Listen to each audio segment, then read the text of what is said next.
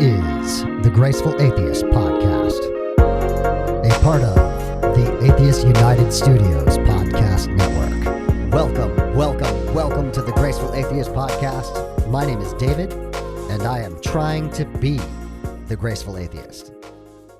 Please consider rating and reviewing the podcast on the Apple Podcast Store, rate the podcast on Spotify, and subscribe to the podcast wherever you are listening. A shout out to all my patrons. If you too would like an ad-free experience of the podcast, you can become a patron at any level at patreon.com/gracefulatheist. If you are in the midst of doubt or questioning or deconstruction, you do not have to do it alone. Please join us at Deconversion Anonymous, where we are trying to be a safe place to land for those people who are questioning, doubting, and deconstructing. You can find us at facebook.com/groups/deconversion. Special thanks to Mike T. for editing today's show. On to today's show. My guest today is Jennifer Michael Hecht. Jennifer is one of my intellectual heroes, and she has written a new book called The Wonder Paradox: Embracing the Weirdness of Existence and the Poetry of Our Lives. Jennifer was previously on the podcast 4 years ago in 2019, where we discussed her book, Doubt, A History. Jennifer is one of those people who is able to capture the joy and wonder of life from a secular perspective and put it down on paper. I describe her as one of the very few people on the vanguard of ritual and meaning for non-believers. She coined the phrase a graceful life philosophy. We discuss multiple phrases that she coins in this book, including interfaithless, cultural liturgy, drop by and lie ceremonies, and poetic atheism. Jennifer is a historian and an academic, but she is first and foremost a poet, and that comes through in her writing and in our discussion here today. The Wonder Paradox: Embracing the Weirdness of Existence and the Poetry of Our Lives is out March 7th. Please go out and get this book. It is absolutely amazing. Here is my conversation with Jennifer Michael Hecht.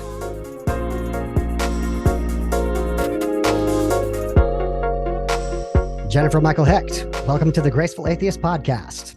Thanks so much for having me. Jennifer, it amazes me, but it was 4 years ago that you and I chatted about your book, Doubt. That was all the way back in 2019. You were so kind to come on. Then the podcast was 2 months old, I think, at the time. So it's like, yeah. What a transformation since then. And we were discussing the fact that you were currently at that time writing Wonder Paradox, which is your new book that is out on March 7th. So I'm so glad to have you back. Thanks so much. I'm really delighted to be here. And wow, you've grown and served so many people. And it's just an amazing thing you've managed to do here. I appreciate it. Yeah. And I think the listeners are probably sick of hearing me recommend your writing.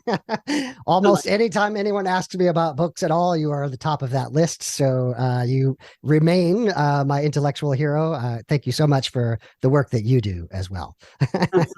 I won't go all in on your bona fides, but I think your bio is understated. It says that you're a poet and a historian, and there's a lot packed into those two words.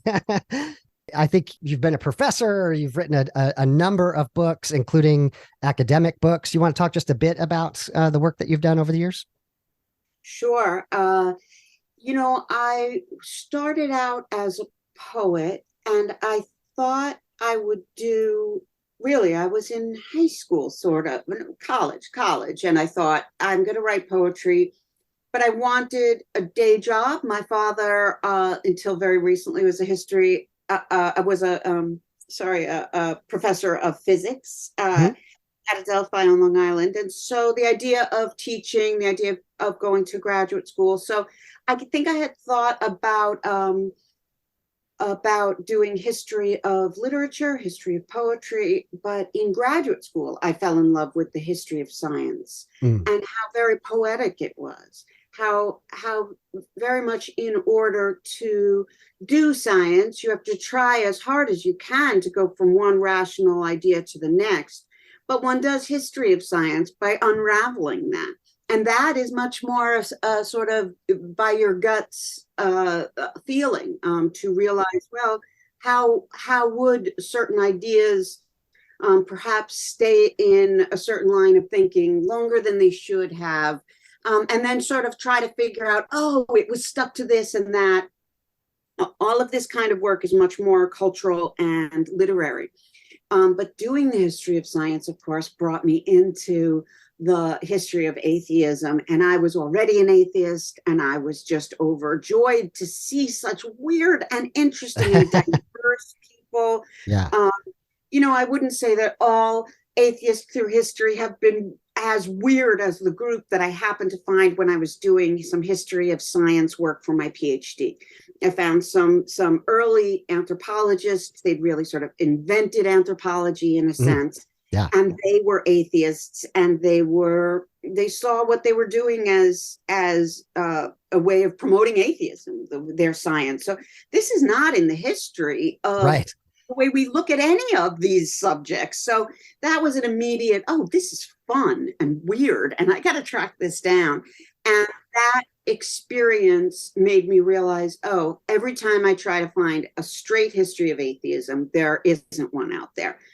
People were either making everybody atheists or nobody atheists. So that work was a delicious side slant that took me, that became my main branch of how I was operating in the world, doing that kind of history of atheism, history of religious doubt, history of religious doubt that leads people to new religions, not always to agnosticism or atheism. A whole bunch of varieties of watching the ways that sometimes ritual disappears, but faith stays. Sometimes faith disappears. So all of that kind of work, for the longest time, was somewhat separate from my poetry, and I read poetry as well as write poetry, and I've taught on the graduate level. So yeah, eventually those things were going to come together, and they finally have in Wonder Paradox, and really looking at the ways that a poetic way of looking at our lives can do a lot of the same jobs that religion can do, and that we need to at least explore that. At least if all of us just up a click of observation about how these things operate in our lives, you gain some power, you gain some peace. Just little adjustments of naming some of the real things that are happening around us. You don't even have to seek to change them. Just naming does a tremendous amount, and that's sort of where the book starts, just talking about that phenomenon. It's interesting that you say naming things, because I think you are amazing at kind of coining a phrase or a word. We're going to go over some of them. In our previous conversation, we talked about graceful life philosophies, which I felt was such a beautiful term and, evocative. And there's a number in this book. I do want to get the subtitle out. So the book is called Wonder Paradox, Embracing the Weirdness of Existence and the Poetry of Our Lives.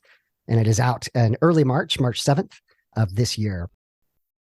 I wanted to begin with you, Jennifer, by kind of confessing that, I'm the cretin. I am the the troglodyte here, and that poetry isn't a significant part of my life, or not something that I'm cognizant of. And so I think reading this book made me more aware of where poetry tends to be more with music for me personally, but in where poetry was in fact a major part of my life. So let's begin by just talking about why poetry. What is it about poetry that you think has such meaning for human beings?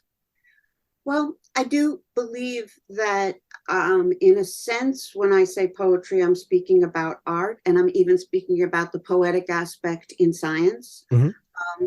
And some scientists are good at explicating that. But of course, who's going to be best at doing this kind of poetic work is people who have trained themselves to think in terms of very densely packed, rich ideas that, because of the way they use language, are a little bit fluid in the places where, if you lock it down, you're only getting half the truth, right?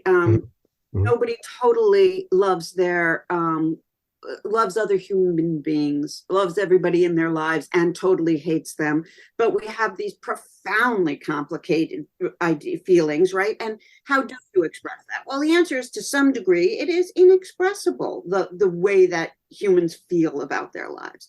But it's poets who are going to try to capture that ambiguity. But I think what you said at first is so important, that I think that a lot of people experience, let's guess, 10 poems in the course of a year that just cross their desk because of today, because of the interwebs. There's no question that's where it's all happening. But in the past, it happened by many other ways.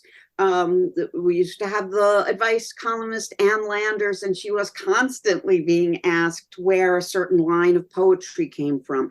And then she would print the poem, and people would keep that piece of paper on their refrigerator for decades. I mean, there have been many different ways where, and I walk into people's homes, and nowadays I look around and I will often see some kind of poem on the wall, often a good poem. And the people, somebody put that on the wall because they had that kind of connection to it. Now we do it on the internet. And what is it that happens? You read it, and sometimes it doesn't work for you. You don't read it all the way through.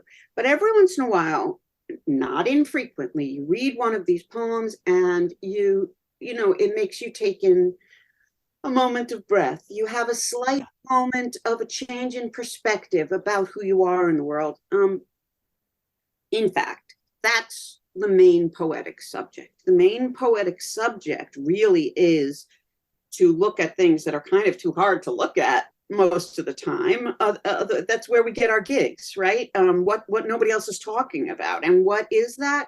That's that inner experience of mortality, the inner experience of ambition despite mortality, which is just a paradox that each one of us has to negotiate. And the idea that the culture rightly tells us that an adventurous life is one at home building things or out there forging ahead, and you can't kind of do both, at least not at the same time. All these paradoxes that we live with, that poetry sees as its main business. So when these poems, you know, maybe 10 lines of an idea cross your desk and it means something to you, I'm suggesting that that's a great place for us to grab that poem, keep it safe, return to it. You don't need to collect hundreds of poems. You need to seize on a few and return to them and let your life grow on them and their intricacies grow on you. And most cultures in society have had something like this, but in the non-religious world right now, we are lacking in some of this conversation. Yeah. As kind of a summary of that, of what you just said, you say that poetry can help us make up for the loss of the supernatural, can connect us to one another and to meaning in our lives. And I think that's what I really connected with this book. I feel like you and just a handful of other people in the world are on this vanguard of, you know, how do we live a full, meaningful life as secular people with the wonder, with the awe, with the full range of a human experience, instead of what can sometimes be a hyper-rationalist perspective that denies emotion and human experience.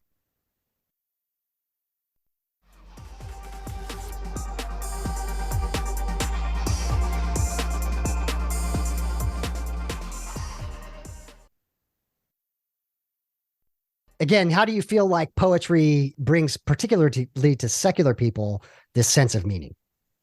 One of the things that I'm seizing on is the notion that a lot of us are already getting meaning from our lives and from art and literature and science, but we haven't taken that one little step of saying that the things that we do to nurture those feelings are a kind of I'm very careful to not say replacement when I'm writing, because the religious doesn't come first. Right. right? Right. It's in the society, it's in the culture, it's in religion, and it goes back to society, back to certain culture. All of these ideas are not, but for us, if we're speaking, especially in terms of a sort of American Christian or post-Christian audience, we're looking at very specific things that were lost, and that we can look at it and say, well, what's missing there? And it really takes not being too furious or too vengeful at religion. You have to understand. I have listened to enough of your show to get a sense that a lot of the people in your audience were raised in religion, Yeah. and in a very toxic way. Now, I met many people and have stayed in touch with people from the middle of America, but who have that experience. And so I'm very, I was very sort of traumatized myself in coming to understand it, because of what I do, people tell me a lot of stuff. Sure, I can imagine. But where I come from in terms of where I live, which I live in Brooklyn, and I write for other literary and educated people around the world, and I hear from them. So I'm writing to people who might be pretty much thinking that religion is neither their friend nor foe. Right. They just feel that modern life is modern life, and that in what I call drop by and lie religion, though I don't mean it in a mean and negative way, I really think sometimes it's the only way you get together with maybe your family, but it's worth thinking about if the only times you do go to a house of worship is to drop by and say things you don't believe. Yeah. And so, I look in the book at ways of avoiding that, but the specific notion that there are a lot of people who just feel atomized and alone. And if they were to realize how many people, no matter what religion they started from, are really trying to, try to make a better world, try to stoke and fan compassion and empathy, and just attempting to do the right thing. Even that notion of the right thing, it's got to be a poet who says virtue still matters, because we're at a moment where we don't even know what to do with things that are not fairy tales, but also not physics. Right. What is in between the factual and the nonsense is the whole realm of humanity. Right. In the book, I say, with our white coats on, we can understand that love is about facial symmetry or something, making a good partner, but we live these questions, and explaining it doesn't explain it away. We live here, and it's where I want to live, and where I live is full of emotion and meaning. I wouldn't say much justice, but that's something that it turns out we have to work on. Yeah. But love is real, and we know that it is something. And we know sometimes we're not even experiencing it. Sometimes we're left out in the rain. But the notion that love is real, there's a bunch of things that we can put in that category, right? And we forget that. And I think meaning is one of the things that's in that category. It's not easy to take it apart and say where it comes from. But what in the human experience can stand up to such a question? Really, we're asking, how much more can we know about it, and in different kinds of ways. But certainly the idea of explaining it to the point where it doesn't exist, when here we are all living in meaning and living with love and all of its difficulties, it becomes important to champion the poetic again, to say we're not always doing that kind of research experiment. Sometimes we're doing one that's more internal. Actually, the chapter on love poetry, I felt myself just get swept away in some of the stories you were telling. Like, you kind of compare and contrast rom-com versus kind of more a deeper the maybe more painful perspectives on love in poetry and story. That was just, it was definitely captivating. And it's one of those things where I think what you said that really struck with me was like, I've been coupled for a couple of decades now, and then getting excited about other couples that who are kind of in the middle of that infatuation phase, and that poetry is attempting to capture the chaos and the joy of all that. That's right. And also to sort of celebrate all sorts of versions of love, including the kinds that in our society we, except for that sort of single image of older people walking down the street holding hands, we tend to celebrate new love rather than the love that we say we believe in, which raises families and puts down roots.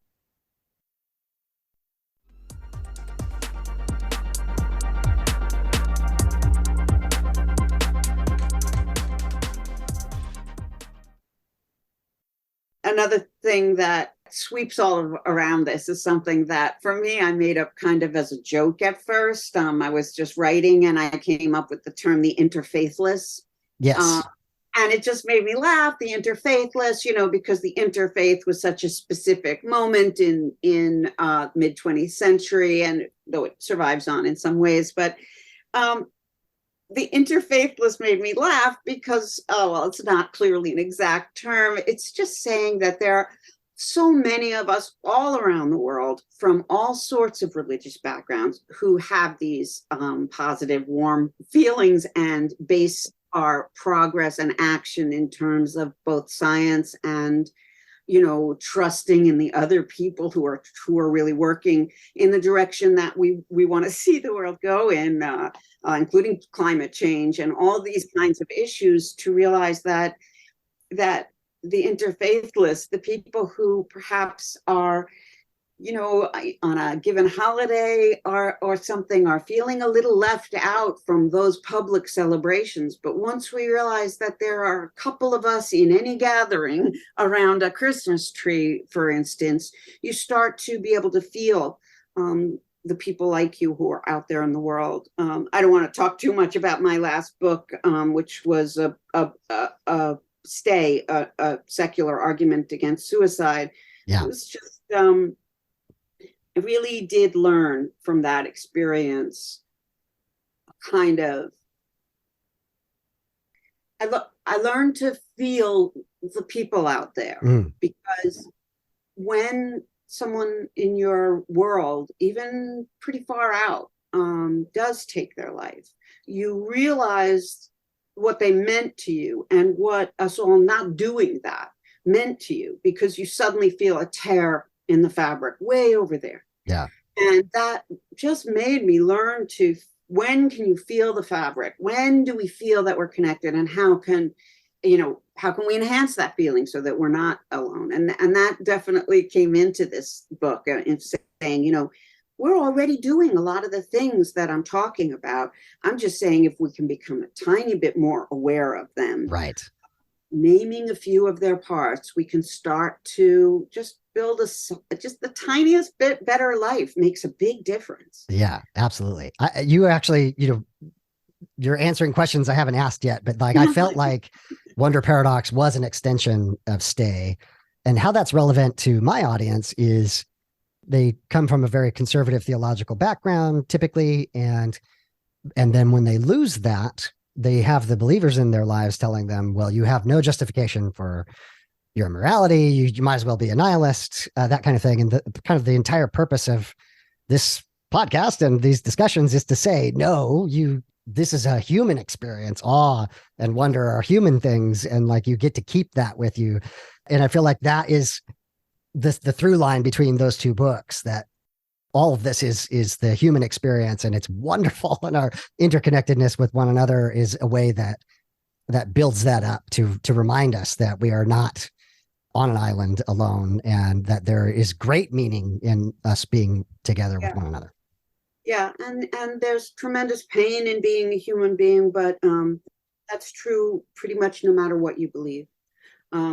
No matter what you believe, you're going to have to struggle with it when the pain is hard, and you're going to have to struggle against, egotism when you're feeling super happy, because the the the idea for me is it, that you want to lean on something that for you is pretty steady, Mhm. right? And so for me,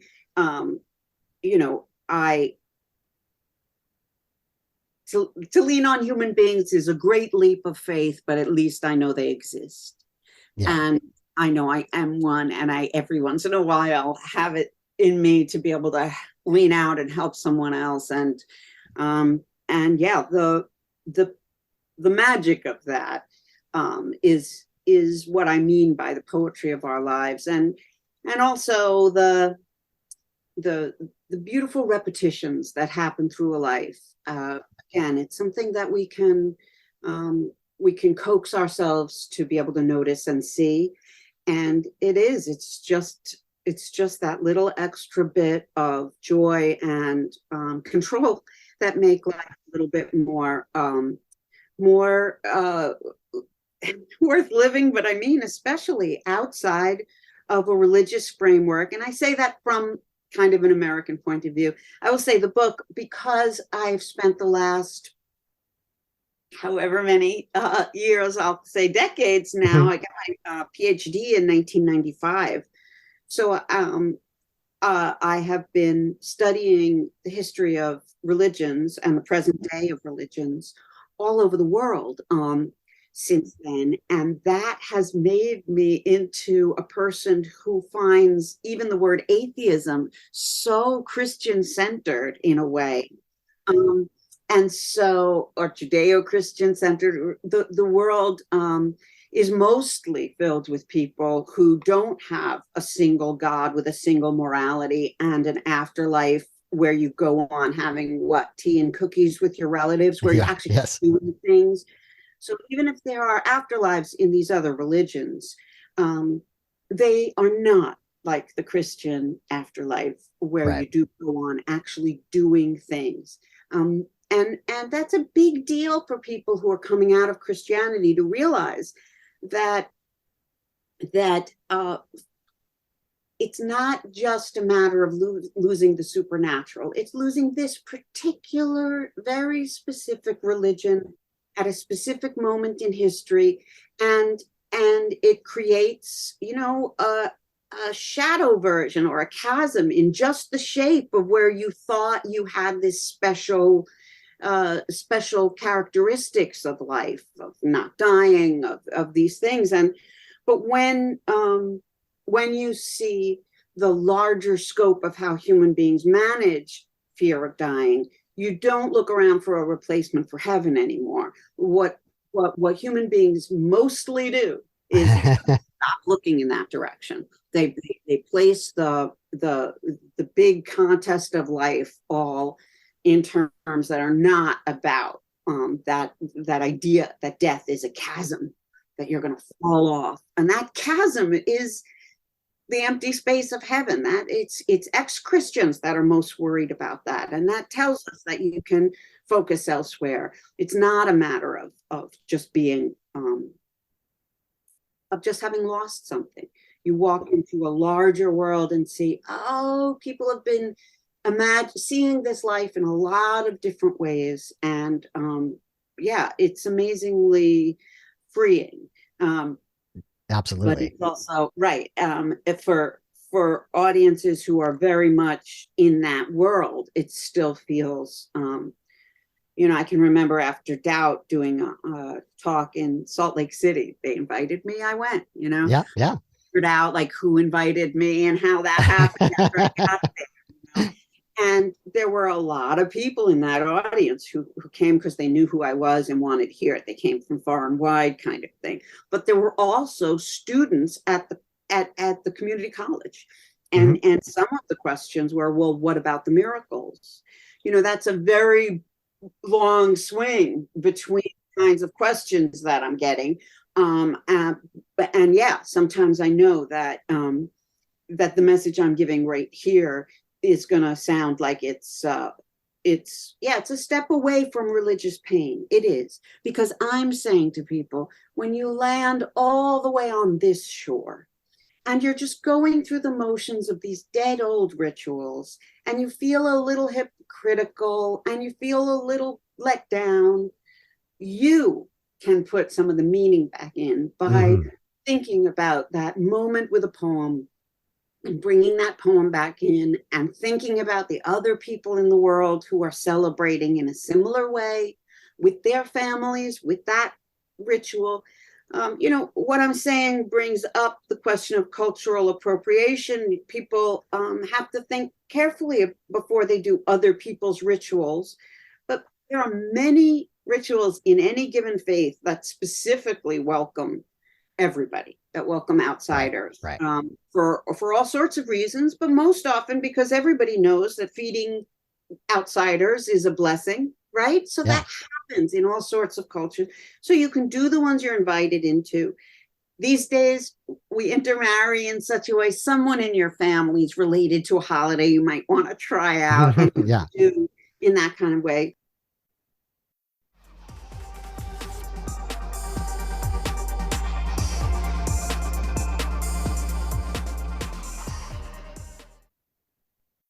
But mostly what I'm trying to say to people is that human beings aren't robots, and rituals weren't for God.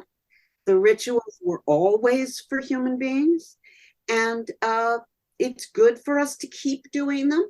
You can invent new ones if you want. And I think on some level, every family does, just out of, Sure. You're not close enough to where they have duck, so you have to do the ritual with chicken. It's just how it is.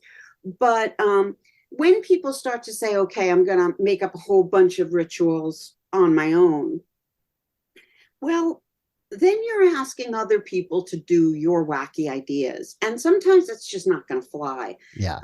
Whereas if you say to people, look, I know this is bizarre, but what we're going to do is going to cut down this tree. We're going to make a circle of, like, you have all these odd things, but everybody's been doing them forever, and look around, everyone else is doing them. So it's a lot easier to just insert some of your own ritual into that. But I think a lot of people still feel, I know that a lot of people feel guilty and confused, let down and hypocritical, saying words they don't believe in situations that they couldn't help be in. And the alternative for them is nothing. So what I'm saying is go ahead and join the party. Here's how to make sure you have some meaning. Realize that the rest of us from all sorts of different things are doing the same kind of thing. And then the fun is, okay, so then how can we make all of this more fun and delicious? One thing, the next generation is going to believe bad things if we don't give them good things. Yeah. And see that everywhere, right? Yeah. So you've been circling around the holidays and your term of drop by and lie. For sure, that is a sentiment that we hear from people who have gone through this faith transition to say, what do I do at Christmas? What do I do at Hanukkah, or my favorite tradition? And I think the message that comes across in Wonder Paradox is that you get to own that. You get to mix and match. You get to build new traditions, that you don't have to be left high and dry, and that ultimately you can also just participate knowing that this is a human ritual and do it anyway. Right. And I'm basing these kinds of claims on a lot of history and sociology, so that and all these years of just studying the varieties of ways that things have gone in history, and then going out and being invited to give these talks. I didn't even realize there was an atheist movement until I wrote out. I didn't know. They just started inviting me to things. And when that started, it was just old white guys in the room. Right. And that changed while I was there. Doubt came out in 2003. Yeah, that was right before the kind of the explosion of it. Yeah. Exactly. Enough so that I was sort of able to look at what was going on just in the beginning. So yeah, it's been having all these different experiences of learning about the stuff I'm talking about, but then going out into the world to give talks where I'm invited. So I'm not going into sort of hostile crowds. I'm going to places I thought they'd like the message, but very often religious places because they're interested in these questions. Yeah. And hearing so much specific trouble around ritual having to do with holidays, as we've discussed a little bit, but also rituals having to do with funerals, weddings, and baby welcoming ceremonies were other things that I heard a lot. And I also heard some people's little solutions that made it into the book as just sort of templates for how people do negotiate these things, sometimes rather beautifully. But yeah, I think that there's a way in which what I'm arguing for is almost the sort of poetic common sense of a lot of secular people living today. I was just able to spend these decades being able to show why indeed we are doing things that make sense and have historical strength and muscle to them,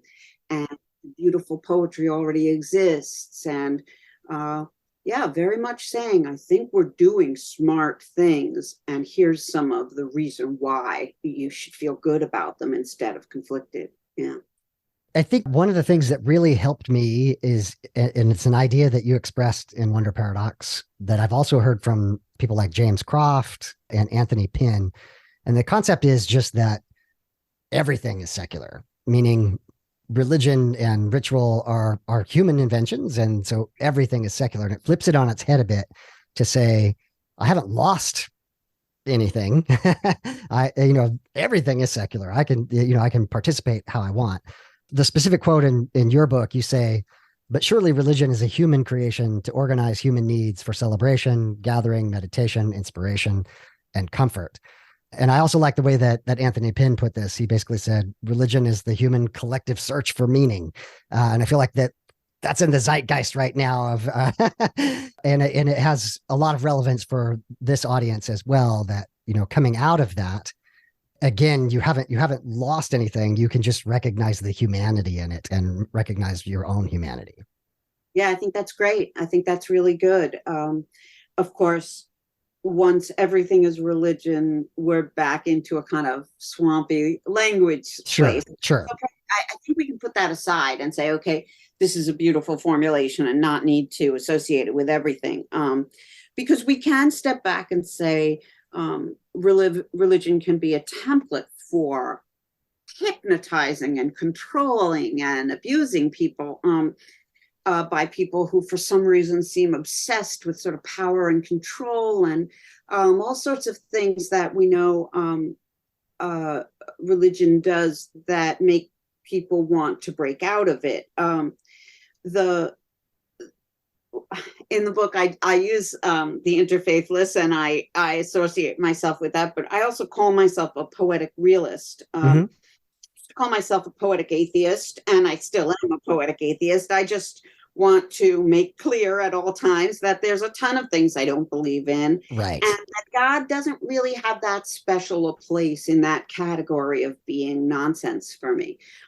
There's a whole range of human behaviors that I look at as saying, well, that kind of story doesn't do a thing for me because of aspects of its nature that make it into the woo category, right? But all of this is subjective. Like when does a moment, and so we define our terms, right? So in the book, I say, sacred is something that is a word that predates the religious, and people use it to mean what people hold sacred in the social sciences today. This is how I'm using it. But I don't use the word spirituality in the book. But people use it to describe me, and they're not really wrong because, again, this is muddy language territory. Exactly. Right? So I invented a term partially because, yes, when you invent a new term in order to try to be more specific, you also realize how inadequate the old terms are, and you find new associations. So, and anything you make up that doesn't work doesn't stick. So you don't have to worry about that unless you're, trying to be a historian of rhetoric in that kind of way. Yeah. But I'm really careful. I only make up terms when I really feel They don't know how else to speak about the thing. As a matter of fact, I tend to make them up for myself as a shorthand because I need a way to write about something. And then I realize, oh, I should use this term more. But yeah, I like poetic realist because it doesn't really need a definition. I'm a realist. I believe in, you have to be careful with the term realism. Of course, it's had some artistic moments where people used it more. The reason I've avoided it in the past was because people who believe in religion believe what they're doing is real. So what does it even mean to, whereas rational at least has a, they believe they're being rational too, but we do have a definition of rationality Sure. that is a little bit more separate, right? But I felt that once I said poetic realist, it was like saying poetic atheist, but with a little bit more reach. But you'll notice I almost never say poetic atheist without poetic realist without working poetic atheist into the conversation, because I want people to know I am still an atheist and one full of fire and brimstone. I mean, Yes. you don't, right? You do a graceful atheist. I'm doing a poetic atheist. What are we trying to do? We're up against a wall of people who are rightfully very angry Yeah. and using anger as the way of communicating where they're at. But there's just too much you lose in that kind of fight, right? Exactly. Yeah. I try to make it clear that the anger is super valid and you might sit in that for a while, but you don't want to remain there forever. Right. You want to get out eventually. Right. And it's good for people to know where to go in the culture to find different types. I mean, not that we have to be locked into what we are. And I think anybody listening for anger in anything I do can find it, Yeah. because Yeah. I feel very strongly that the way to the future is pluralism Mm, and rationality. yeah. I believe in those things so much that any indoctrination is not going to be what I want, and any kind of retrograde ideas that are not based in rationality, right? Right. But within that spectrum, within that world, we do need people to know where they can come if they want to feel big, interesting feelings and ideas that live in the world we believe in, you and I. Yeah. Yeah. Yeah. Not find somebody who's furious at religion, because that story is only one part of what we're talking about.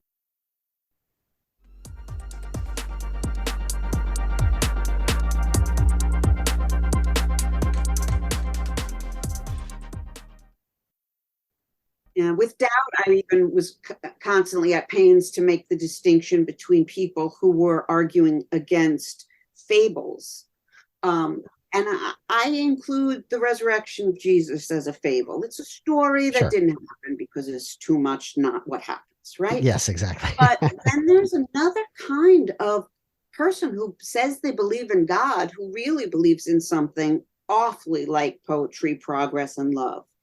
And they tell me I believe in God, and I tell them they don't, and we happily can break bread together, because Exactly. Yeah. there's really no difference in what we believe, because there are many people who choose to say they believe in God and choose to relate to the world believing in God. Just like there are atheists who still believe the universe is going to bring them something.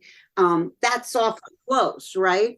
Yeah. So yeah, I think it's super important that people know, there are atheists who are taking into account a very, very wise kind of belief and still saying, well, for me, the big reason not to do that is because it gets you don't focus on how to make the human world stronger and better. Right. You're still assigning a little something out there. So for me, that's not my direction, right? But it's really important to say, yeah, there are all these different distinctions, and sometimes you're in one where you say, I'm not at a place where I need to be arguing against the parables. I know that there's something. Well, there are different conversations everywhere. It's so important to be meeting people where you're meeting people. As I met them when the doubt talks were, well, the pandemic put a stop to a lot of that. But yeah, hearing that people are so abused by religion, or abused by powerful people who just happen to be hitting them with a Bible. Right. Yeah. Yeah.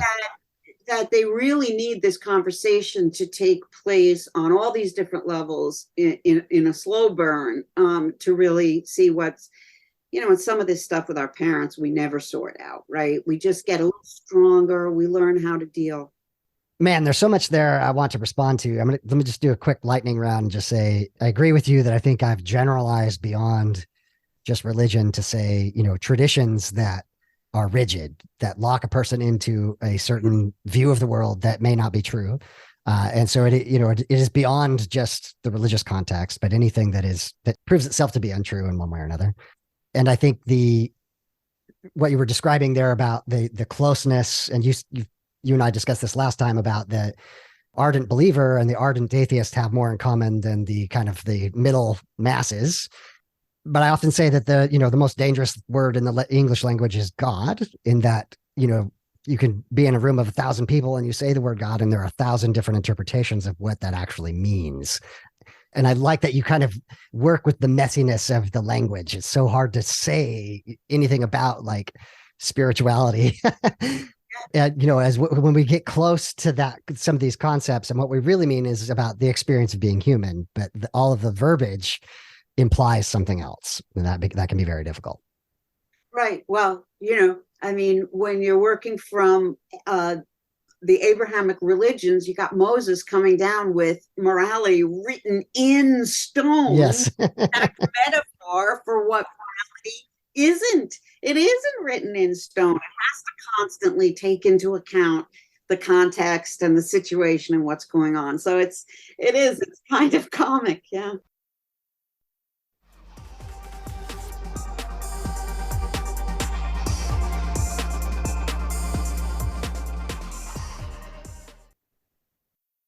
Couple more things. One other term that I think you coined that we've been circling around is this idea of cultural liturgy. So some of the rituals that we go through that are in fact secular already, and I thought that was a beautiful term that we need in the world. Thanks. One of the reasons that cultural liturgy seems so important to me, and again, just to give a sort of example of, for instance, we could talk about just the colored lights at holiday time that are at this point they're cultural liturgy rather than a religious artifact for many people. But also, we go to weddings and see the same poem there, and we think, oh, this is trite or used or cliche. And who would say that about a biblical prayer, right? Oh, you know very well that whatever was good enough to get in that book, whatever people keep saying, that helps. And it helps partially just because you've seen other people get married to it. Yeah. So the consistency is not a bad thing. It's a good thing.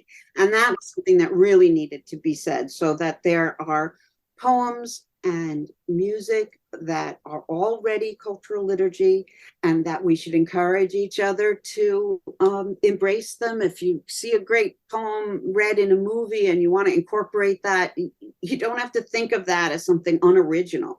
We don't want original at a funeral. We want something to hold on to, and something to be able to revisit that stays strong for us because it was already there.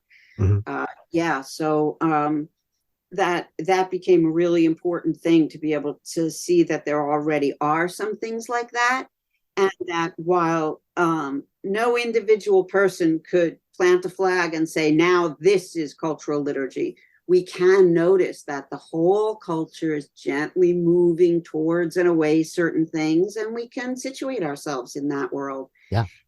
As you said before, you can know that why isn't your natural and real relationship with the religion you were born into just as valid as the people who encountered that religion a century, 2 centuries, 3 centuries ago? And I can show you that those people changed their religion because it didn't match how they lived. It happens every generation. And there are generations that move towards and away from what we would call unbelief that we don't even realize was unbelief for them, because we sort of paper over it. So that's part of the reason that this book, that's really it's really my heart, but it needed constant, it needed the scaffolding of history. Who would have believed? Well, not only scaffolding, the historical example about how all this stuff changes makes you feel braver to reinterpret, and to also just to not think that everything we're doing today must be bad. Right. It is the invention of the future. A couple things on that. One, I like a thought experiment for people is to say, if you had a time machine and you can go back to any point in time in the history and be amongst the believers of that time, would you do that? And do you think that you would recognize it? And, I think my intuitive response to that is that no, it would be radically different. Even if you dropped a Christian into Jesus's time, right? It would be unimaginably different than what they think it is because of just the constant change.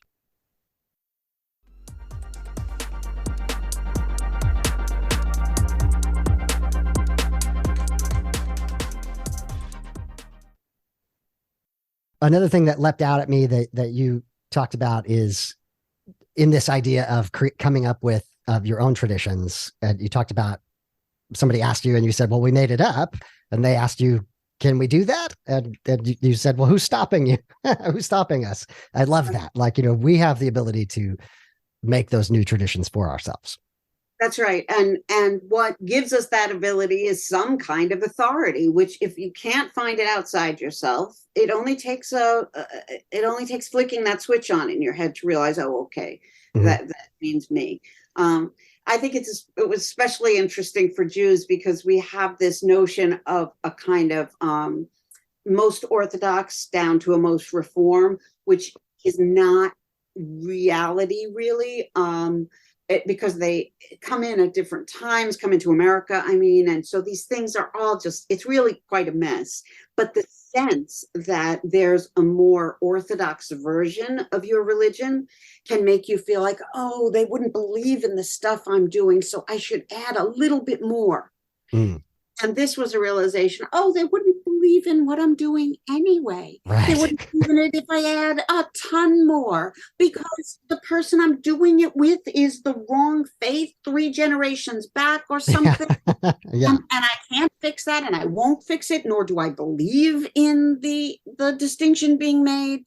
And so now I'm angry and up against it, right? If you think it through, you feel like rejecting it.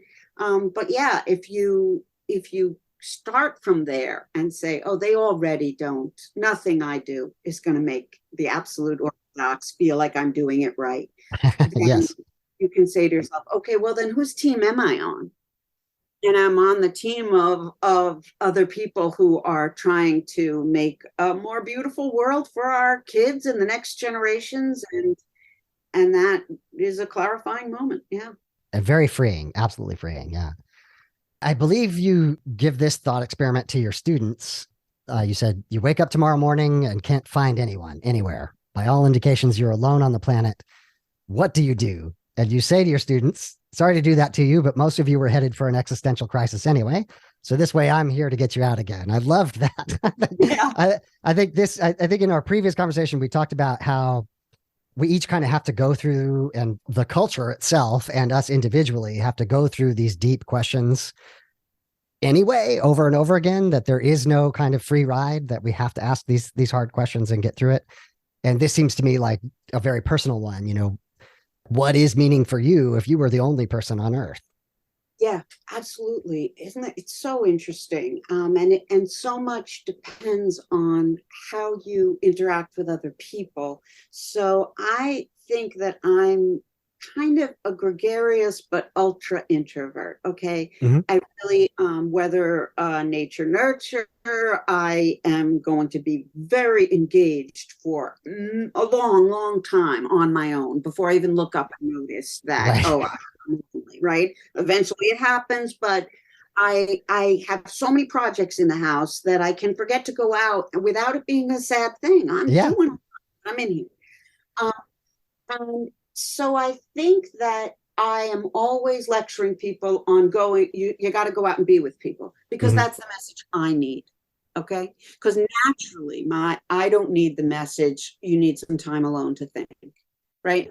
I forget that other people need to practice that, and to, so that's more something I have to remind myself, and I do, of course. But um, and that question about the world being empty for me was something that, interaction with students eventually kind of threw that back at me, to sort of look at myself and see that this idea of the end of the world, I'd been showing it to people partially because I want to show them how connected we are, how much everything would stop for us individually if everyone else went away.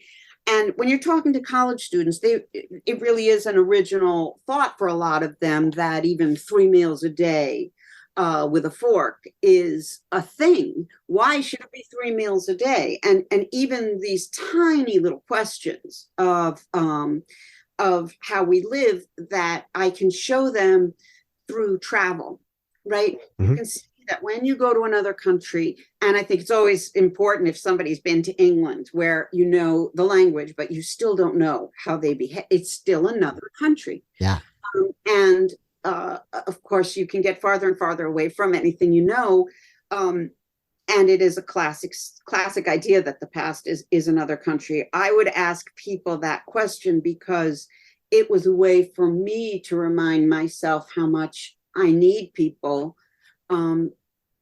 And I would imagine in the thought process that what would save me was, again, some sort of project that I would put my life into. Even if I was alone, I would find, and that project would be very human based, right? Because I'm a human being, but whatever it would be based on continuing the values that I was sort of started in. But so it's an isolated way to be very public.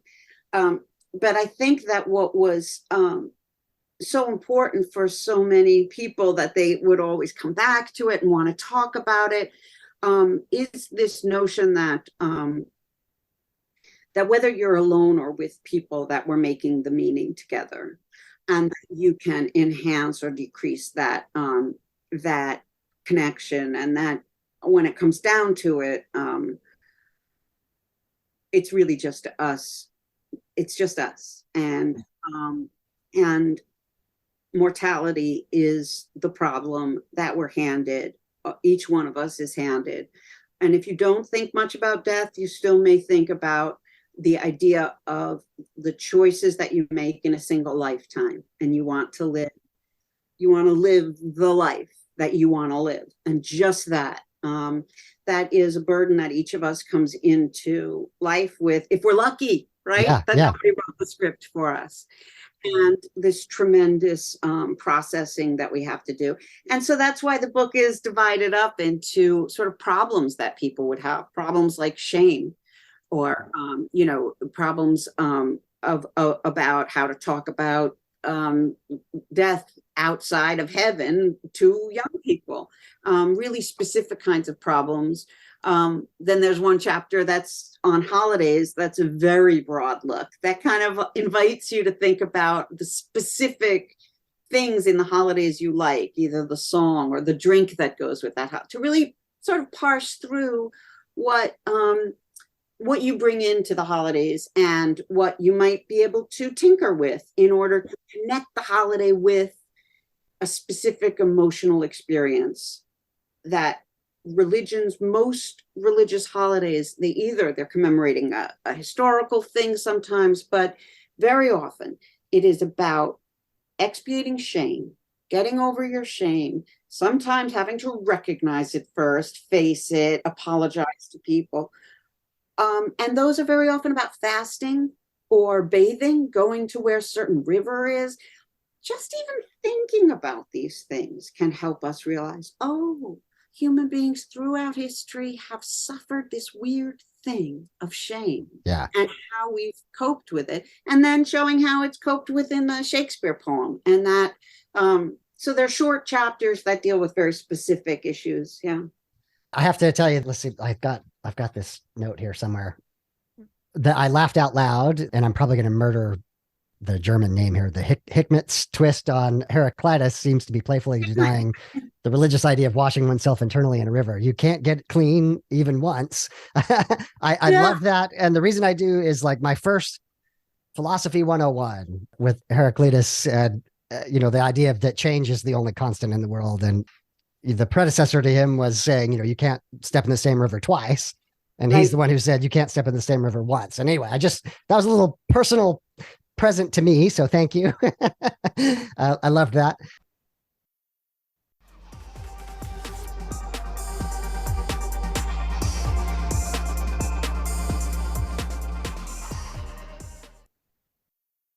I want to hit my last two topics. You talk about marriage a fair amount and the ceremony of it, but I also wanted to just draw out, pertinent to my audience, is when somebody has gone through this faith transition and they're still married to a believer. So a couple of things I think are really useful there. You talk about strong bonds can go along with fierce contrary forces.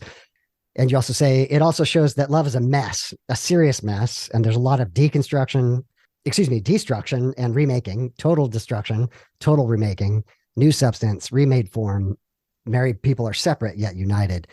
And there's some hope in there. I think it parallels the Esther Perel concept of a second marriage to the same person. But like that happens, just a little personal note, that happens to be true in my life. I'm married to a believer.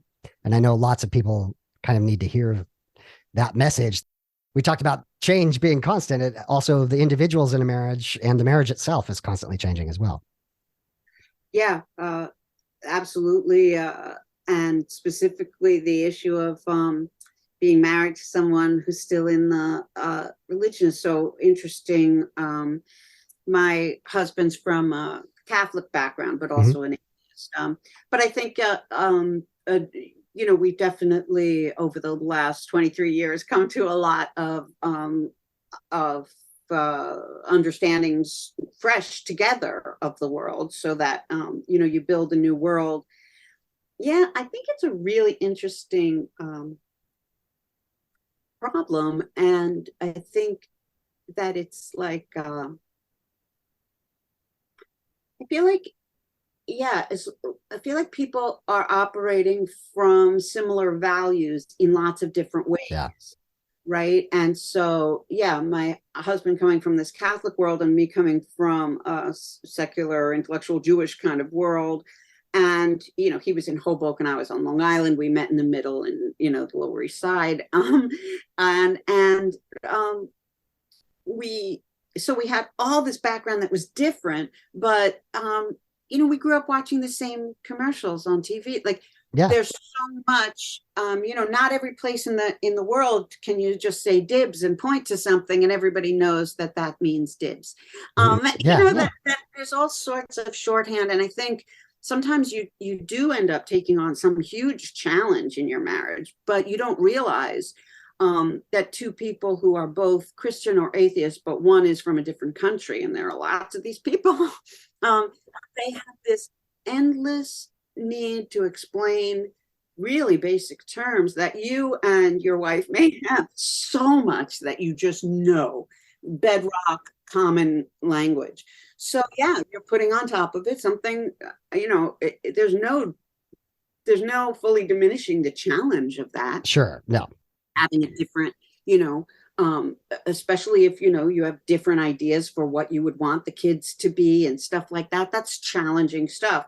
But I do think, if you also were from different countries, you'd really have something on your hands. Yeah, that'd be challenging. Yes. Right? But it is worth remembering. Sometimes there's these tremendous commonalities that can support, two trees going in opposite directions on the top of that.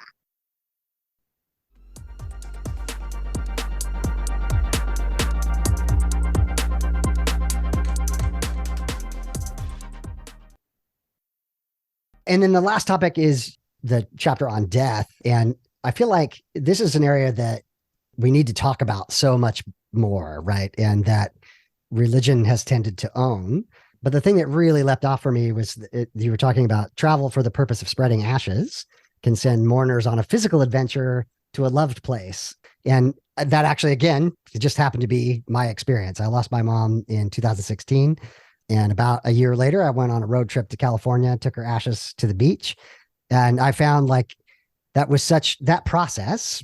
I went by myself. I didn't take family with me. And being alone and literally physically having her ashes, grieving on the drive there, that whole process was really deeply meaningful for me and helped me to close out that chapter and feel like I didn't have to say, well, she's in a different place. I knew she was gone, and I could just absorb that during that trip. And I think that in particular for newly secular people, death is difficult. And, how do we process that? How do we build rituals around that are non-religious that still give one comfort?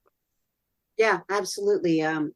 Your story so meaningful to me, and it really is, once again, a case of look how you did all the right things for your heart. Mm.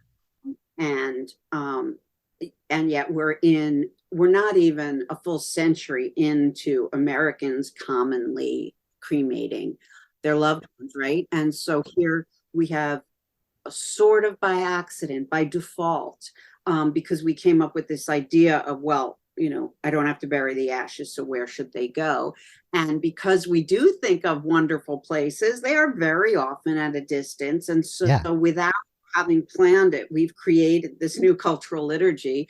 But one that I would say is like, it's in a very early phase. It's not named, and people have, they feel a bunch of different ways about it, especially, for instance, it takes most people quite a while to take those ashes and do something with them. Yeah. And I hear guilt all over the place about it. I hear it from, famous people just chatting. Oh, I still haven't, and they seem upset. Whereas once you notice, oh, this is part of the process for a lot of people, they need to sit with this for a second. And whatever that means, when you realize that everybody's trying to figure this out, and there are some beautiful things that are coming into being, it's again, it collapses the cultural and the sort of ex-religious.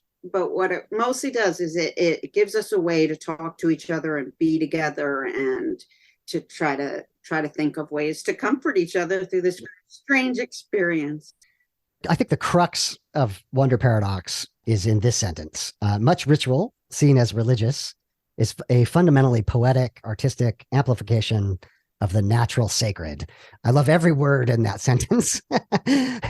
That the ritual aspect, the coming together, the funeral, however, whatever the thing is, right? It is important that we physically act out these things. And there's something meaningful in that and necessary as a human being. That's another one that I specifically say over and over, because it's something that I can miss if I don't pay attention. I can intellectualize and think, well, I'm thinking about washing my hands. Like that is, I made that metaphor to show myself thinking about washing your hands forever will not get your hands clean. Right. There are, things, if you want to put your heart through a difficult passage, you do have to sometimes do things. Yeah. And that's something that only by compare and contrast between when I do and when I don't, that I know for sure for myself that showing up matters for reasons I do not have to understand. Yeah, for myself and for the people around me. Jennifer, I could talk to you for hours. Someday I want to be in the same physical place as you and just, buy you the beverage of your choice and just sit and listen to you forever. Need to wrap up, unfortunately. Can you tell people how they can get the book? So your name, Jennifer Michael Hecht, and the book is called Wonder Paradox, and it is out March 7th. How can they get the book? And it will be, you can contact bookshop.com or amazon.com. It's with FSG, for our Strauss and Giroux, with Macmillan. And it'll be in all the bookshops, and also there'll be Audible and Kindle. And I look forward to hearing from people. It's pretty easy to find me through my website, and I'd love to hear from people. Yeah, and the website is Jennifer Michael Hecht. Is it .com? That's right. That's correct. Okay, so we will have, of course, links and things in the show notes. Jennifer, it was such a joy to speak to you again. Thank you so much for the thinking that you put down on paper is more meaningful than you know. It's just very important. So thank you so much. Appreciate it. Thank you. I really appreciate it too. This was great.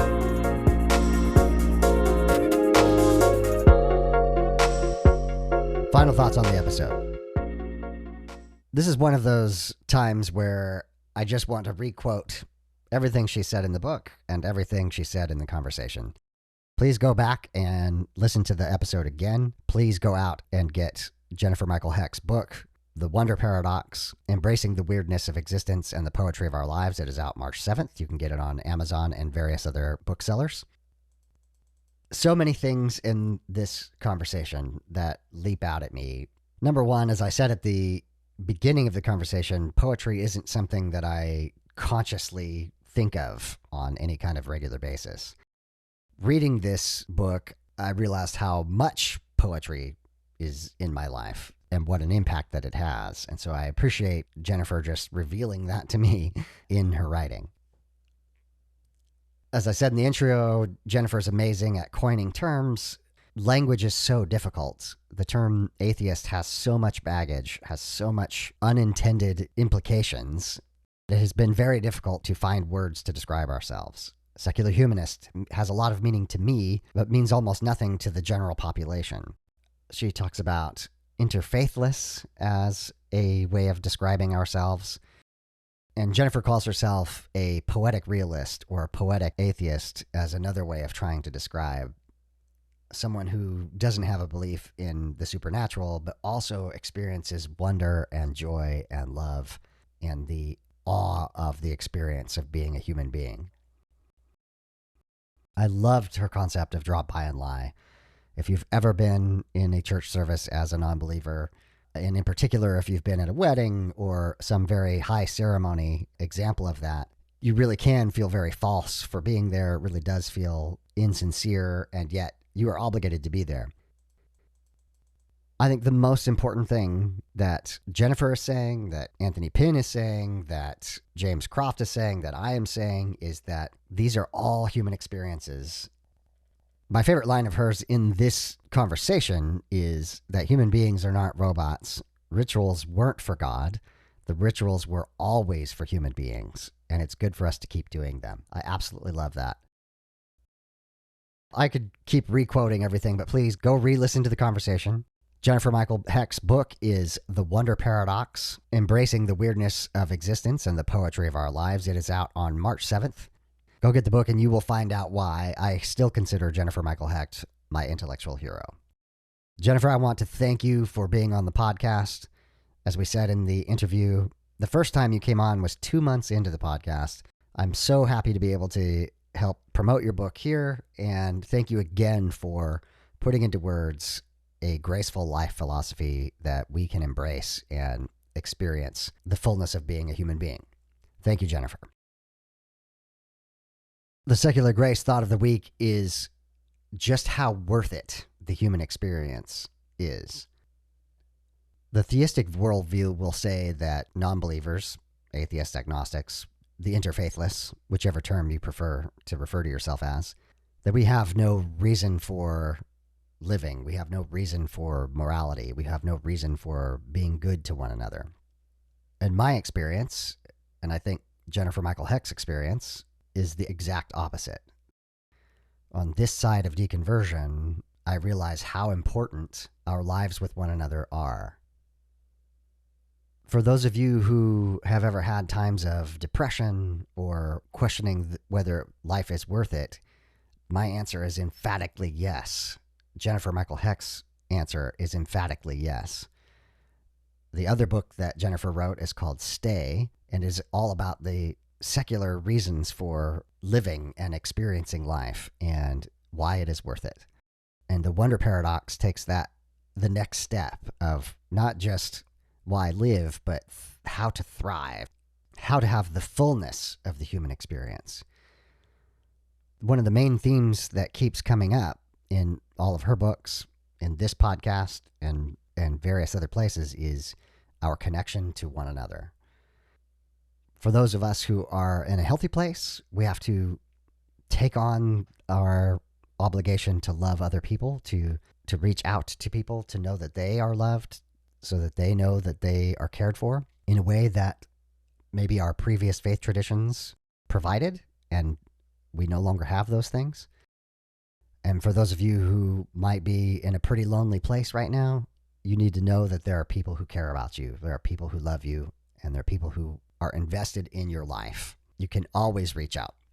The Deconversion Anonymous Facebook group, we are trying to be a safe place to land for those people who are doubting, questioning, and deconstructing, as well as those people who are just lonely. You are welcome. We want you to be there. If you need more immediate assistance, you can reach out to Recovering from Religion. Their website has a way to connect with somebody immediately. You can begin talking about your experience. If you're in crisis and you're in the United States, you can call 988, the suicide prevention hotline. And you can also reach out to the Secular Therapy Project to find an ongoing therapist. So there are resources for you if you need them. You are not alone. Next week is the 4-year anniversary of the podcast. I have Arlene, Mike T, Jimmy, Colin, and Daniel on to talk about our favorite movies, television programs, books that talk about the themes of deconversion and secular grace. You would be surprised. It shows up a lot.